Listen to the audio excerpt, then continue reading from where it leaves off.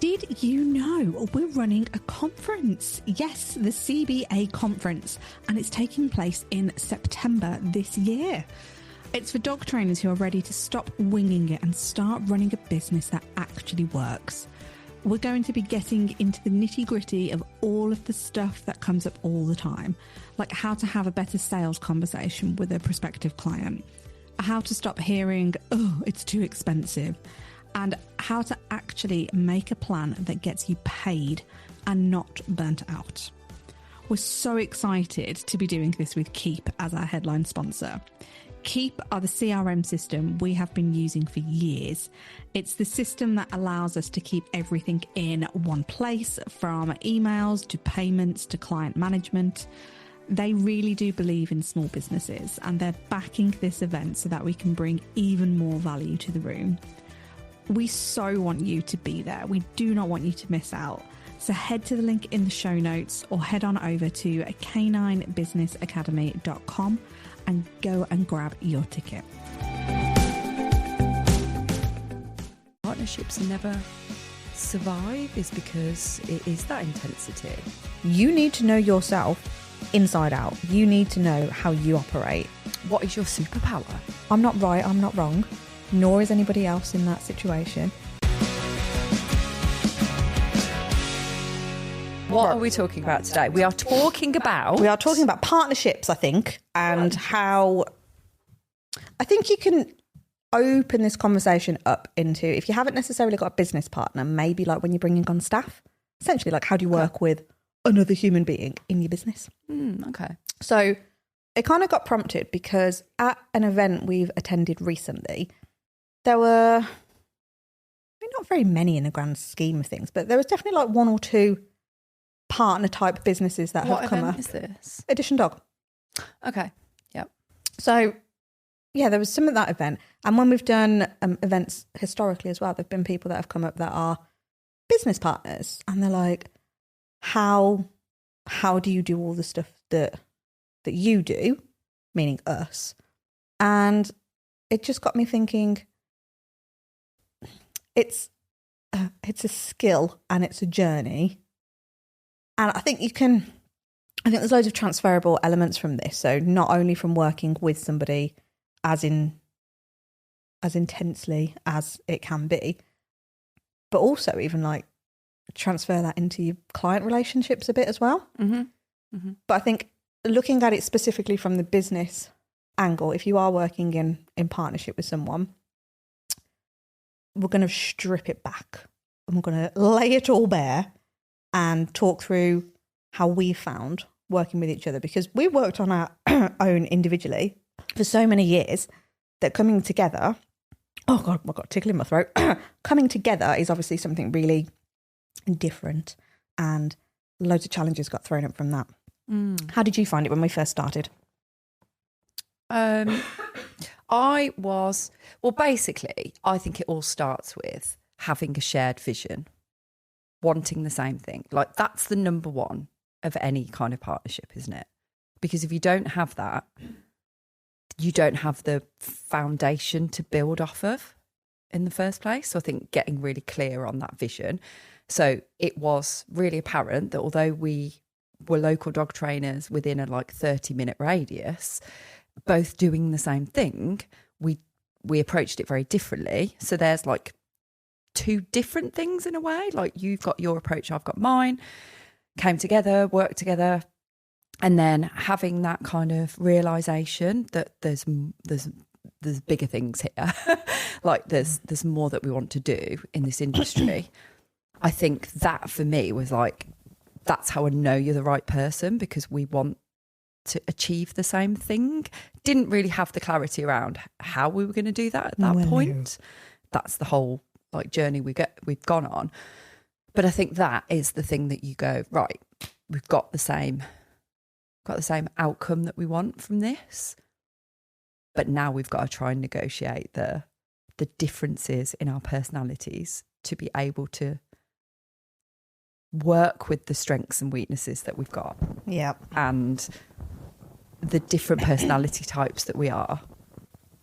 And I think that you never you never know somebody until you either live with them or you have to be, like, it's the honesty and transparency around it. And for me, I think that was the starting point of like how we started discovering about each other's strengths and weaknesses and personality types, because it was that you have to keep talking, and we did. Yeah. I actually think it's more intense than a marriage. Yeah, yeah, because it can be make or break to whether that business works. And I think this is why maybe a lot of partnerships never survive, is because it is that intensity. Yeah. And I don't think that people are as honest as they should be at the beginning. No. It's really interesting. I do apologise, everybody. I've got a real tickle in my throat, so lots of noises coming out.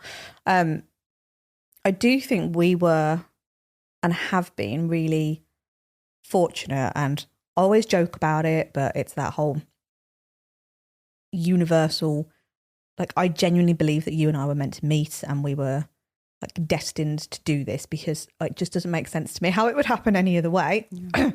And, you know, in hindsight, I don't think we ever actually sat down and divvied up roles as such. Never happened like that. I don't think we ever actually because I don't think it would have worked like that, because we didn't know enough about each other to do that. It's almost like it was a bit of testing and trialing, like we always tell people to do in their businesses, and go like, try this thing out, see if that works, you know, but in a strategic way, not in a just throw stuff at the wall and hope it sticks way. Yeah. But I think that I don't think we're in a position to do that at the beginning. No. And coming back to like the differences in personality, and I think even the stage of life we were both at in terms of the businesses and kind of what we were looking for and all of that, because for me, there was no questions. I was like, as soon as I met you, I was like, right, I'm all in. Like, there is a ring going on that finger and it's happening. We're going to do it.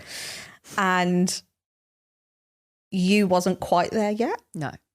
And when we were talking about creating what is now Canine Business Academy, there was that excitement around that, but there was still that hesitation. And then as that kind of evolved a little bit, and, you know, we were still not 100% clear on the exact direction. Like, we had the ultimate vision, I suppose, but not the steps then. And we were focusing on the dog training business. And then it made, again, like logical sense, merge it. We're spending all this time, because technically we were trying to run 3 businesses between the two of us. And logically, it just didn't make sense, because something was giving somewhere. We either wasn't doing everything that we could be for Canine Business Academy. You weren't concentrating fully on your dog training business. I wasn't concentrating fully on my dog training business.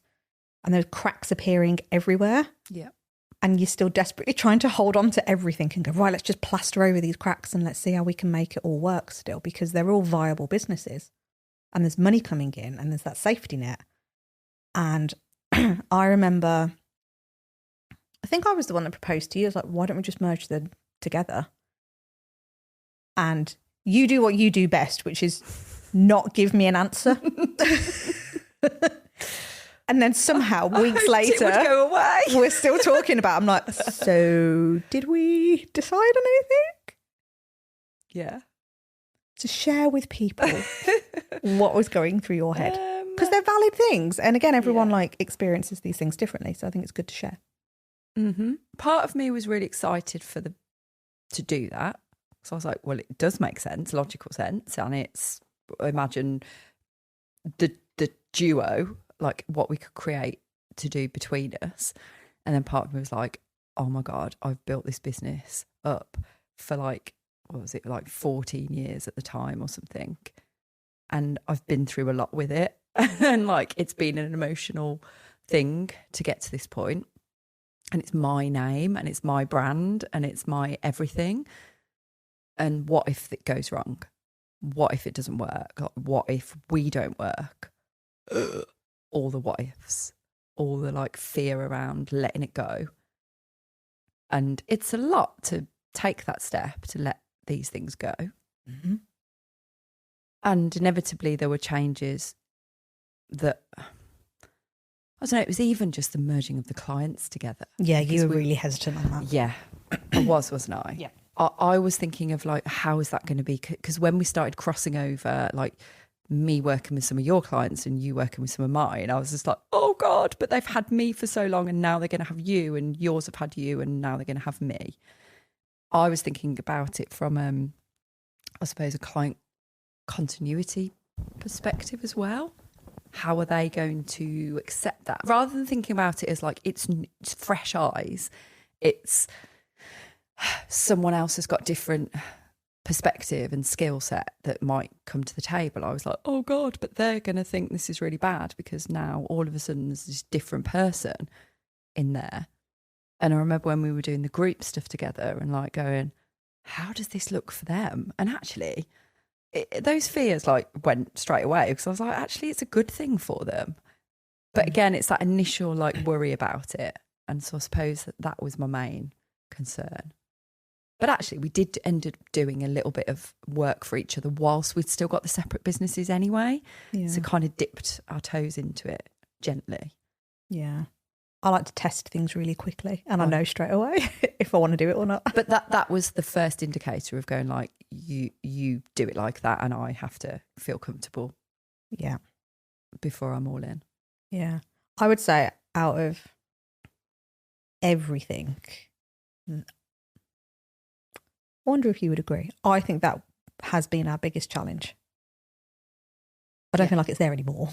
No. But for a very diluted version. Yeah. But for a very, I suppose in the grand scheme of things, like it was a good 6 to 8 months, I'd say that was a challenge, like a big challenge for both of us to go, oh. And it's ridiculous when you look at it in one lens, isn't it? Because we both want the same thing. We're both doing this. One's just trying to move it quicker and one keeps pumping the brakes. Yeah. It's like, oh, like how are we ever going to move it forward if the brakes are always on and the accelerator's going as well? Wheel spinning, quite literally. Yeah. Burnouts. But not in a burnout sense. Yeah. It was like that, wasn't it? Yeah. So how did you cope then during that time? Like what were your thoughts and feelings on? How did you work through it? I suppose we kind of did a bit of role play between us in some scenarios of like, okay, let's imagine almost like the worst case scenario thing happens. Because in my mind, I'm thinking, what if this? What if that? What if it doesn't work out? It's like, okay, let's play it out. If it doesn't, now what? And I'm like, okay. What could we do about that then if the worst thing happens? How could, like, nothing is ever, there's no business police. I think it was that kind of thought process of going like, it can always revert back again. Worst case scenario. We can always do what we did before. And I was okay, yeah. I hope it doesn't come to that, but if it did. And like the decisions, I suppose, to make, some massive ones, some big decisions had to be made. And I suppose for me, I'm like pulling back a bit because I'm like, there's a consequence to this if it doesn't work out. And I suppose like the investment in the podcast was like the pivotal one that we've talked about. And we talked about it earlier today here at the agency, but it's like, but then, I don't know, it's the fear around that amount of money. It's the fear around taking the jump, but also like, do you wholeheartedly, I remember you asking me the question of like, do you wholeheartedly believe that we are going to put everything into Canine Business Academy to make it work and to see the stuff through that we know can happen? And I was like, well, yeah. Well, therefore that's it's a non-hesitation then, isn't it? Because we believe in ourselves that much that we know that investment is going to come back to us. I'm like, okay, right. Yeah. Okay. Let's look at it that way then. And that helped me. But the push and pull between us was like, I'd say it was quite I'm going to say it again, chasm. I feel like it needs to keep coming in now. A cataclysmic chasm of like difference. And I know you used to get frustrated at me, and I used to get scared of you because I know in a second you would do the thing. And I'm like, I'm not ready to do the thing. And almost felt a little bit of pressure of, is this how I've got to be now? Have I got to be the same as that? Yeah, change who you are. Change who I am. And am I ready to do that? Am I ready to change? And I was like, no, because I'm never going to be you. And you're never going to be me. But what we did find is that middle ground between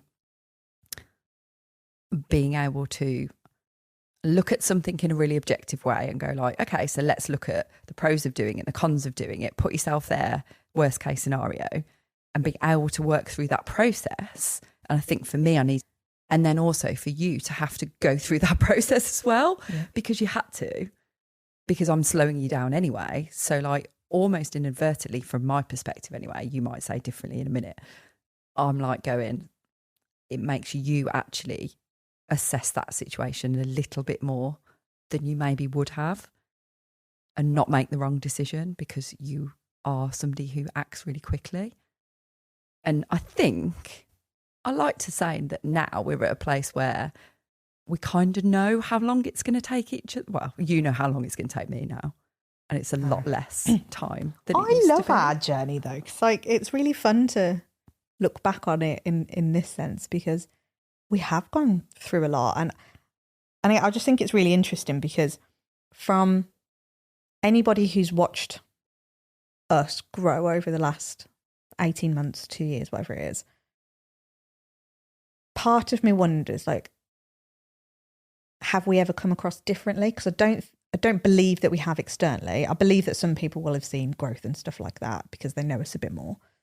But I think we've always been really good at holding that brand line and keeping the stuff, I say behind closed doors, but you know what I mean? Like it doesn't need to be aired publicly that all of this stuff is happening. Like it has to be the right decision for the business. And I think this is where we talk about detaching yourself from the business. Like to us, the business is the business. It's not Joe and Vicky. We are the brand of the business. Like we are the personality that's being injected into it. But that business is its own living, breathing ecosystem in itself. And all the actions that we take and make are to keep that entity going. So I think from that personality perspective of the journey you and I went through,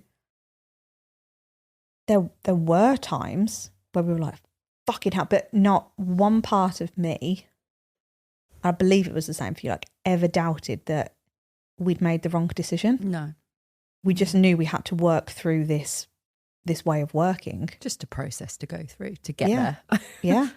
And what I'm actually really proud of is that we recognised it and we talked about it, and we knew we needed external help to help us through it.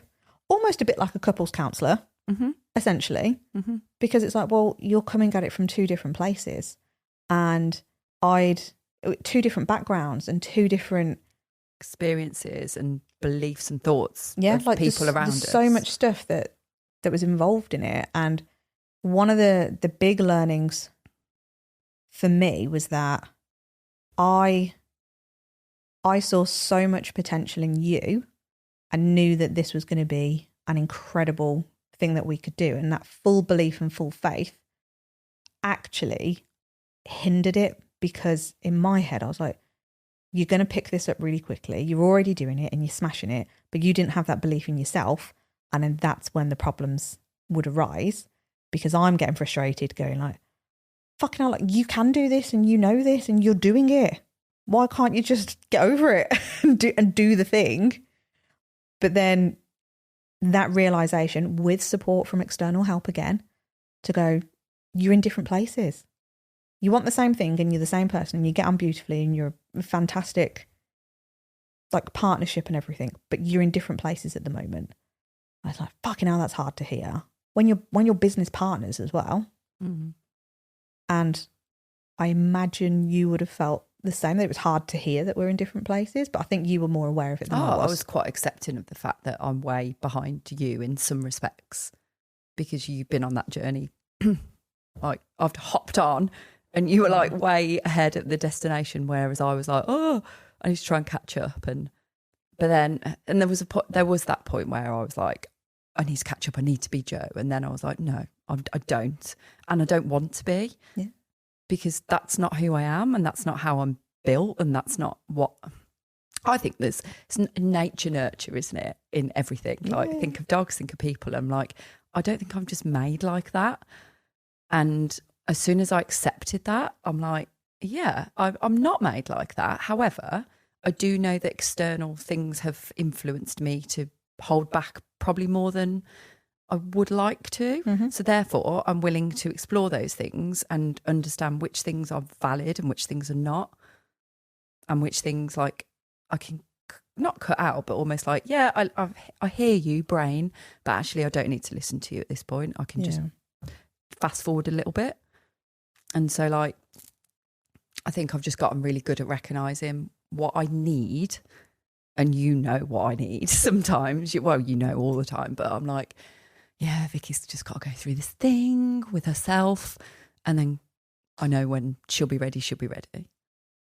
Yeah. And it is. And it has been a really cool journey because I would do the same back to you going like, oh, but look at all these things that you bring to the party and I want to be more Vicky. And it's that, which is daft, isn't it? And we've spoken about this loads and going like, but it doesn't work if I'm more you and you're more me. It works because you're you and I'm me. Yeah, exactly that as well. And the fact that it's just always been, I say easy.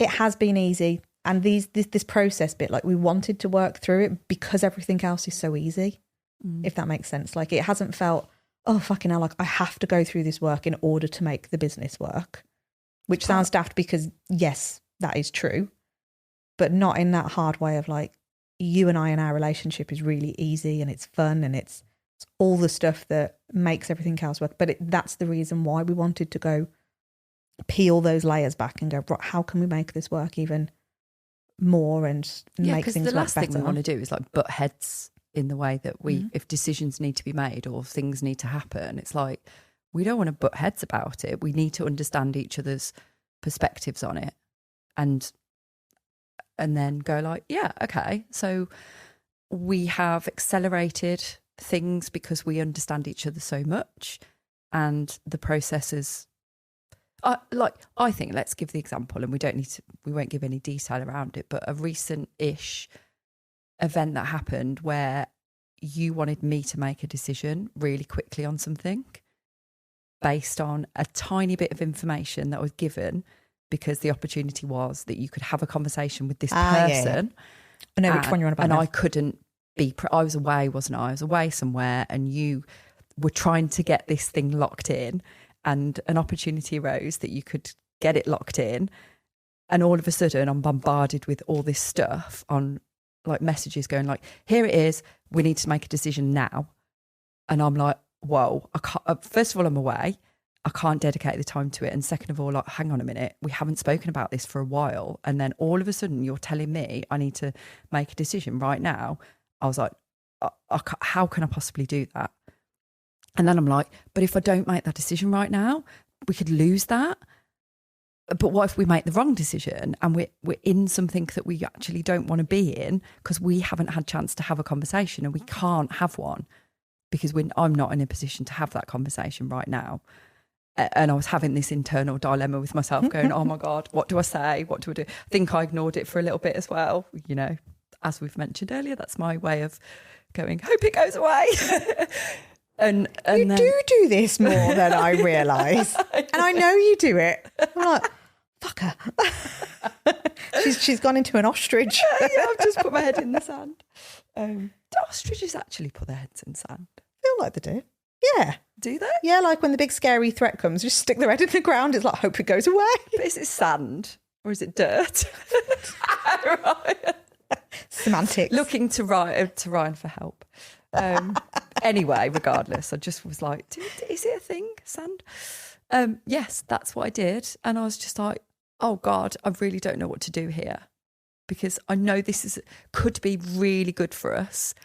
But at the same time, like, no, I can't. Yeah, that was a really difficult situation because I knew that wasn't the right thing for you either. However, you still did it to me. Yeah, but however, for the business, I was like, it's the best fucking thing. And yeah, that frustration was like, oh, I know this isn't right for you and I don't want to do it.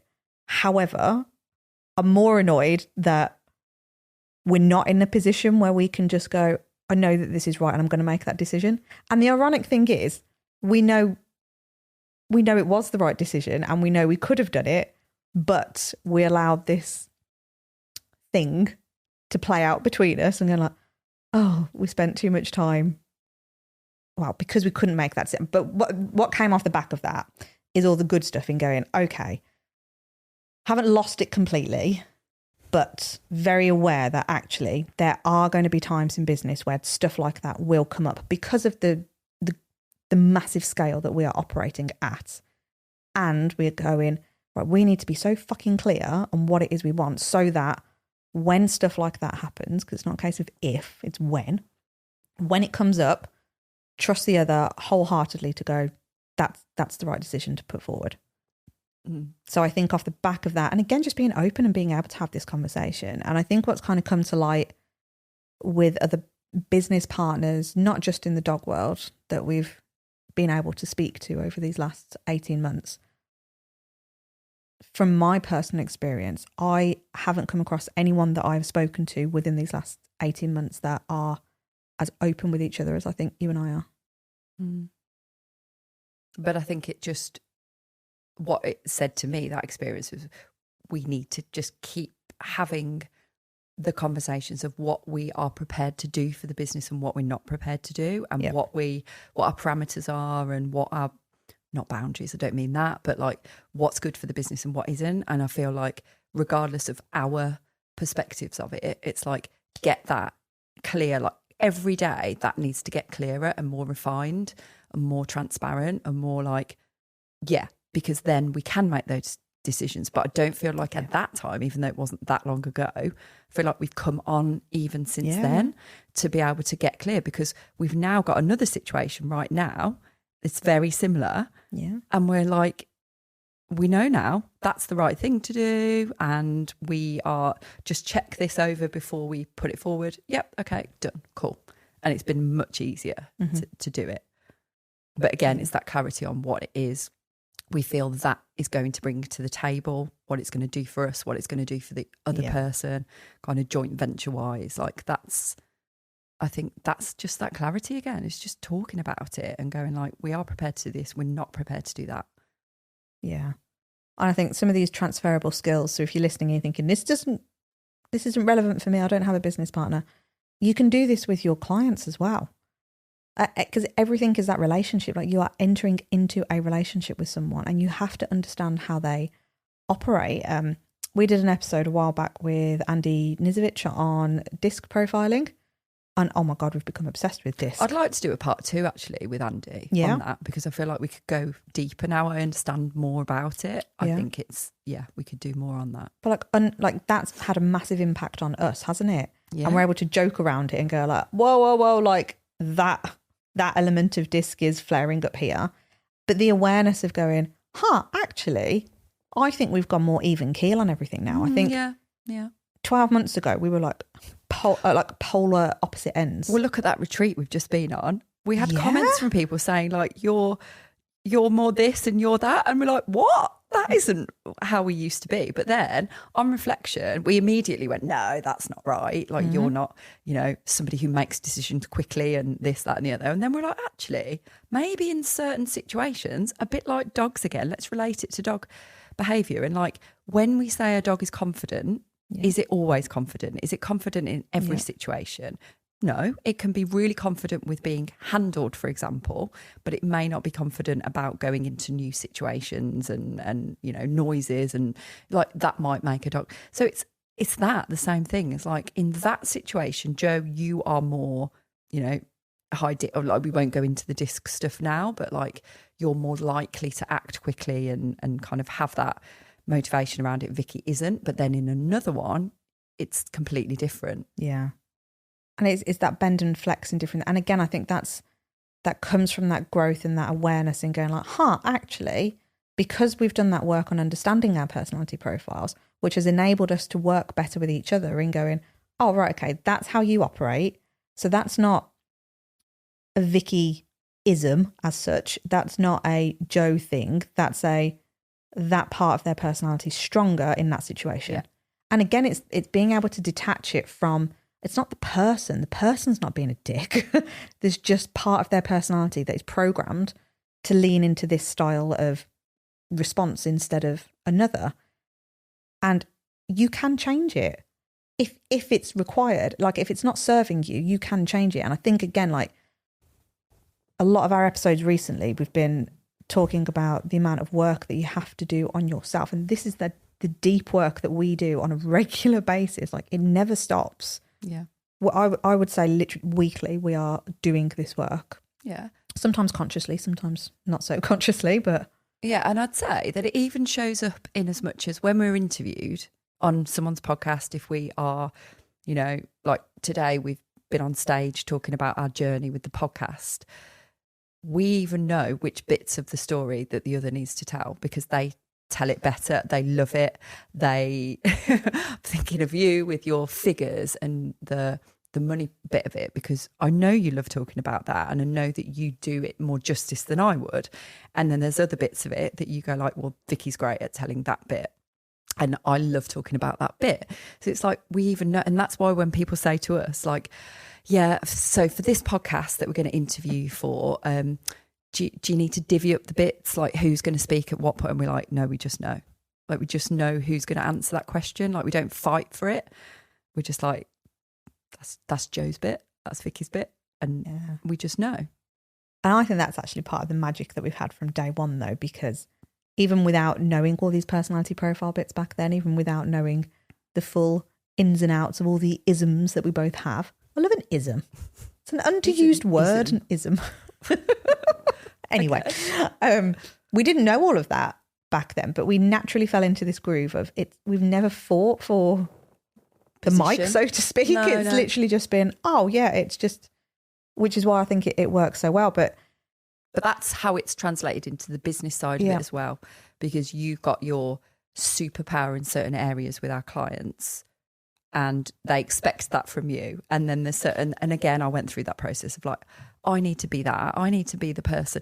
And it's almost like a bit of offence at some points when then people go like, oh, we speak to Joe about that because that's what we do. And I'm like, oh, am I no good at that then? And then I'm like, no, actually, you're really good at that other stuff as well. And I have it on the opposite. And you would go like, oh, they don't want to speak to me about that. I want to speak to you about it. But it was almost like that's how it translated into the business of going like, I'm really accepting now of like what I think that people need from me and what people need from you.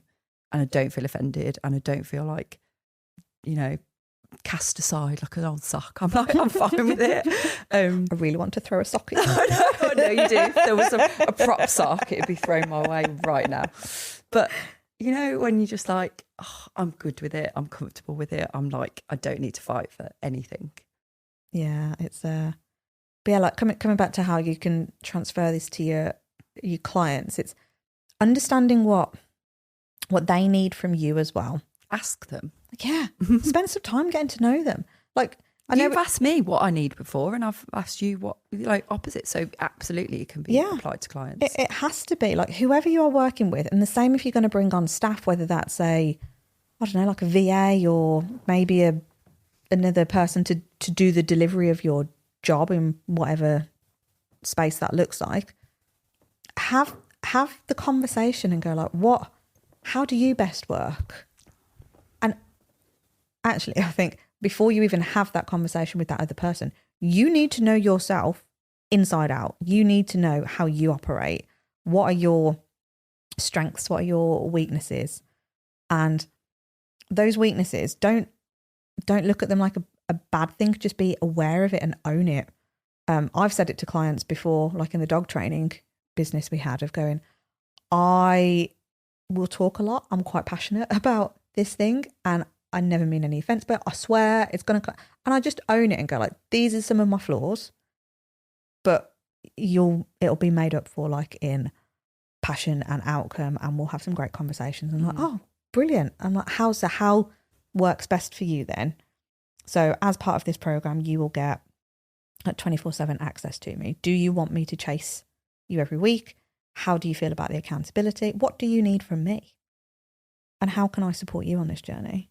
And bring them into the fold, like, because if they can buy into the culture and the vision of your business as well, that's where you're going to get customers for life.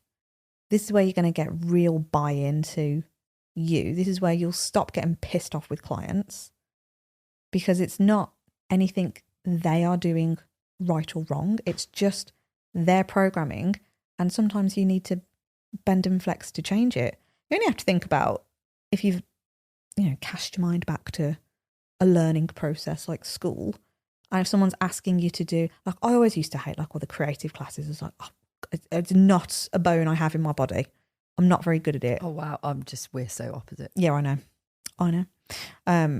But if I could sit there and write and read and do it, like, I learn better, and I do better off of that. I remember the lecture in the uni course I've just completed asking, how do you all best learn?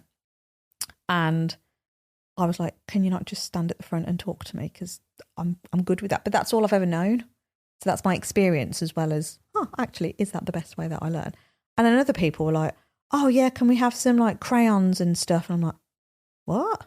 Honestly, when this lecturer brought out fucking paper and glue sticks and sugar paper, I was like, what is this? I was like, in my head, I'm like, am I 5? I was like, what's wrong with a pen and paper and just listening to somebody talk? But that's my style. So I'm not right, I'm not wrong, nor is anybody else in that situation. We're just absorbing things differently. And the way that was structured was like, okay, do you know what? In all fairness, it's kind of working because you're getting the best of everything, theoretically. My opinion, it still could have been done better, and going like, okay, if you want to make it super personalised.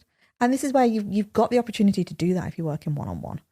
A bit harder in a group, but you can still try and be as inclusive as you possibly can on people's learning styles. But how are you going to do that if you've not spent the time in understanding your own and then how you operate? And it's a little bit like we mentioned in another recent episode about expecting homework from clients. Have you asked them how they would best be, how that information would best be received, and how they are most comfortable giving you that feedback? So it might not even be in a video form. It might be just, can you just send me a voice note, or can you just type out like what you found, positive, negative about doing that exercise that I set you? What have you struggled with? What have you found has been beneficial? Just ask in a really succinct, summarised way, rather than like, let me know how it's... And people need guidance. People need step by step. Mm-hmm. That's one thing we've learned so much, isn't it? Like, you have to be super clear. Like even a testimonial, we will give a framework. Like, what is it? What's the information we want from you to be able to help somebody else have the confidence to know that that might be the right thing for them as well? Like, what questions do we need to ask you so that we get that information? Because if we're just going like, can you tell us about your experience of working with us at Canine Business Academy? Could be any old thing, really, couldn't it? Could go off in all sorts of tangents and lots of irrelevant information that we don't actually need. We're like, we want you to tell us this, this and this. Yeah. And that's going to help that person potentially make a decision. I was thinking that when you were saying that we all, and we do all do it, we all ask people to do the homework. And even the thought of doing homework for some people could have like a really negative school type scenario. It's like, oh God, like I just going to avoid it like the plague. Put it off. Yeah. So of course they don't do it. But again, it's like asking someone, because I used to hate it, again, using that uni example that I've just recently gone through. If there was ever an assignment due in, or like you had to go and read this paper and then write it up, and then I was like, what's the purpose? And I would question it, because I was brave enough to do it, because I'm a mature student now. I'm not a little whippersnapper. And I'd question it, like, what's the purpose? Not to be like, not facetious argumentative or anything like that. It's just like, what is the purpose? Because for me, I don't see the point. I don't understand how that's going to benefit me. Now, if you can give me a great answer back, brilliant, I'll do it.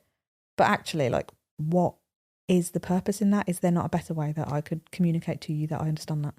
Yeah, and actually, I just suddenly thought of something. You know, we talk about jargon, like as professionals, we use jargony words without even realising it because we're so in it. Are you asking your clients to do something they don't understand because of the jargon you're using? And it could be the same with school. Like sometimes an assignment might have words and phrases in it that you're not sure about, or you might have heard it once, but you didn't feel brave enough to put your hand up at school and ask what that meant. And can you explain it? Because we all think we're going to look an idiot. And therefore we're like, put it off, because I don't really understand what I'm being asked to do. And could that be the same for clients? And I know we're kind of crossing over a little bit into, what we were talking about in a recent episode, but I feel like it's relevant because if we don't understand each other and that partnership isn't how we envision it to be, look at why that could possibly be. Look at the language you're using. Look at the way, are you telling somebody or are you actually asking them, what's kind of, are you using open questions? Are you using closed? Like I pull myself up on asking better questions by the way I frame it, and what I'm asking somebody is what I'm expecting back. And if I'm asking a very close question, a yes or no answer, that's what I'm going to get back. So it's those kinds of things make a great partnership that's going to last. And same with staff coming on. Like we've done it with, Isla's coming on board with us and we're going like, what do you need from us? Like, what can we be doing that helps you? What are you, what is your superpower? Like, tell us how you work best. Tell us what, you need basically. How are we going to know? Like if we set a task and we're expecting it to be completed, but we're not asking those kind of questions, that's on us. Yeah. It's easily done, isn't it? I've definitely done this before, being in managerial roles where I've gone like, right, this is what you need to do. Does that make sense? Yeah. Well, what are they going to say? No, it doesn't. Like, yeah, exactly. It's like, yeah. And then what you get back is shit. I'm like, that's not what I asked for. And you get annoyed at them and it's like, well, hold on. That's on me. Mm. Because I've taught it in a way that I feel I would understand it. And because I would say, if I didn't, I'd go like, oh no, that doesn't make sense. I expect somebody to do the same. Previously, past life. Yeah. But this is where, again, like having to do that work on yourself and really, you don't realise just how much work that is involved on yourself, do you? Like, but yeah, it's even a simple question like, I've got this idea. Are you in agreement with it? So I've got this idea. Are you good with it? Could be one question. Or I've got this idea. What are your thoughts on it? Like those are two very different ways of approaching it. And like that between ourselves, that's kind of like the difference between someone saying, yeah, I'm good with it, but I don't really understand it, but don't feel like I can say. Now, I could say it to you, but there are some circumstances where somebody might not feel comfortable versus what are your thoughts on it? How do you feel about it? Like what else do you need? Yeah. To for us to make a decision on this. Yeah. Those are much better ways of framing it. I was thinking of an example actually from this morning where I was asking you to look over a document and your response back to me was like, yeah, but I don't understand that bit. Now, in a past life, I know I would have gone, like internally, wouldn't have come out.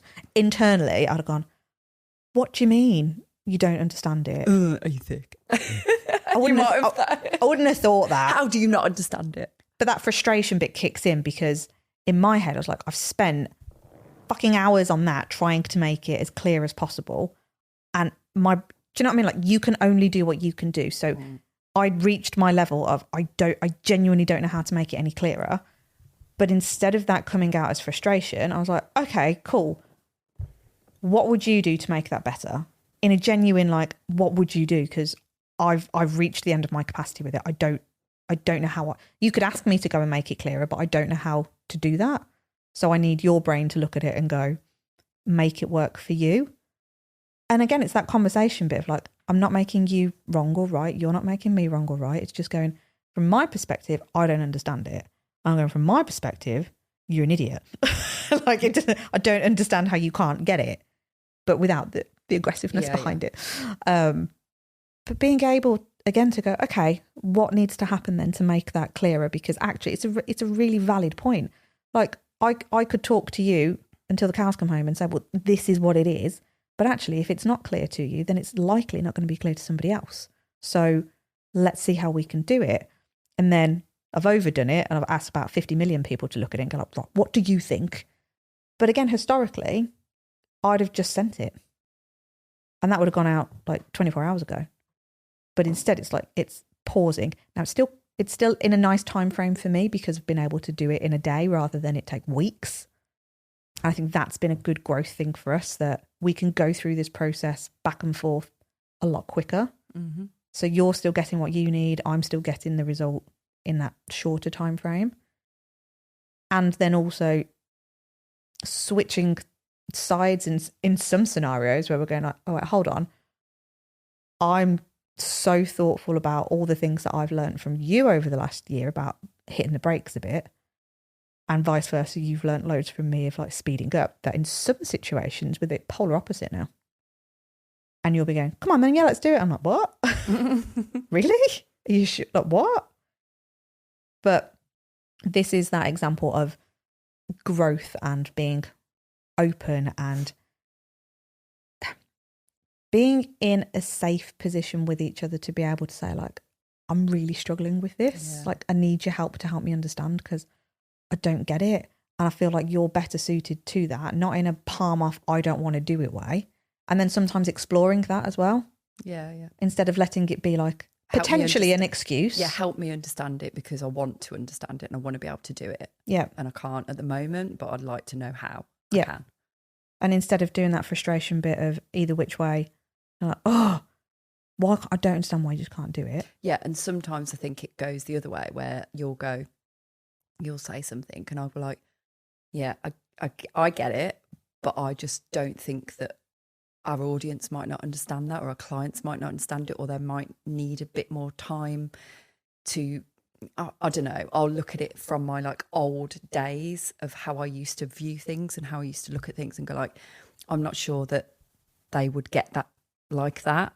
And you'll go like, it's a fair point actually. Like, I'd forgotten because we've moved on so much that I think I'm probably quite good at going like, hang on a sec. Like, old hat, like take this new version of Vicky off and put the old hat on and go like, and this isn't derogatory to anybody out there, it's just like that's the journey I've been on, but I can remember how it felt and I can put myself in that place. And I'm not saying I'm you listening, but I've got a good idea of the thoughts because of the research we do and because of the experiences we had back then, is to go like, I'm not sure they're ready for that yet, so let's just hold off a little bit with that, or let's just come at it from a slightly different angle and let's ease them in a bit more gently. Maybe that's and you'll go like, yeah, okay, I hadn't considered that. So I think it kind of works really well in both respects. Yeah. Another thing I will say on partnership bits is, I think for us, we've realised the beauty of spending longer amounts of time together, because back in those earlier days when everything went crazy and CBA was like, oh my God, it started to work, like we're helping all these people and they're coming on board and they're seeing it, oh, amazing, jamming ourselves out with appointments to the point where like going from lots of one-to-one stuff to more group stuff, having a bit of breathing space. It's the right thing for the audience, it's the right thing for the clients. Not only that, we've put time aside for us, because every time we spend days, like now we're at the podcast studio, we've got time in the car before it and after it, and we're staying over and we've got time to chat in between. And definitely when we went to Boston recently and we had that flight of like 7 hours to do stuff and talk about stuff and actually action it, not just talk about it, but talk about it and do it. Like, we know that that's what we need more of. So we decided to put days aside for it and have them as, this is going to move the business. Okay, it's not us working in the business, it's working on the business to go, what can we do here to utilise this time so we can stop with the back and forth voice notes in between life and just go like, we've got these hours where we can just chat it through, have this whole process of whatever we both need to make a decision, make the decision, do the thing, it's done.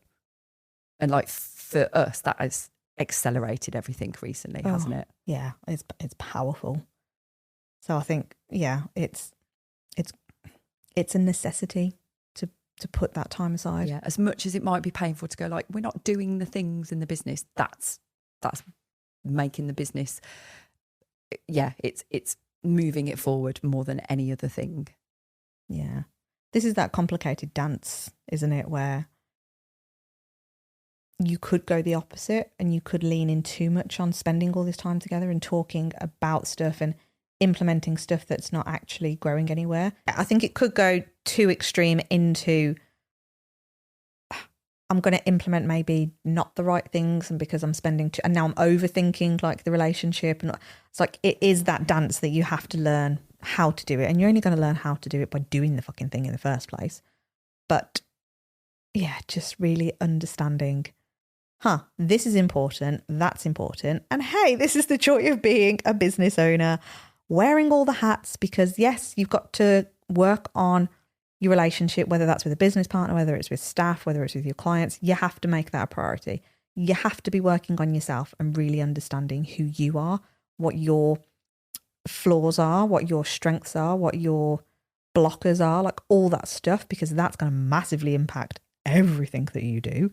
Then you've got your sales hat and your marketing hat and your accounting hat and all the stuff that then suddenly makes a small business owner go, fucking hell, like I don't want this. This is too much. But for those of you that are listening that are going, I love the sound of all of that, then I know you will make this work, because it's fun. And as much as it does sound overwhelming and it's like, okay, now it's a lot of hard work just to make some cash. It is. It really is. And it should be this hard. That's why not everybody's doing it.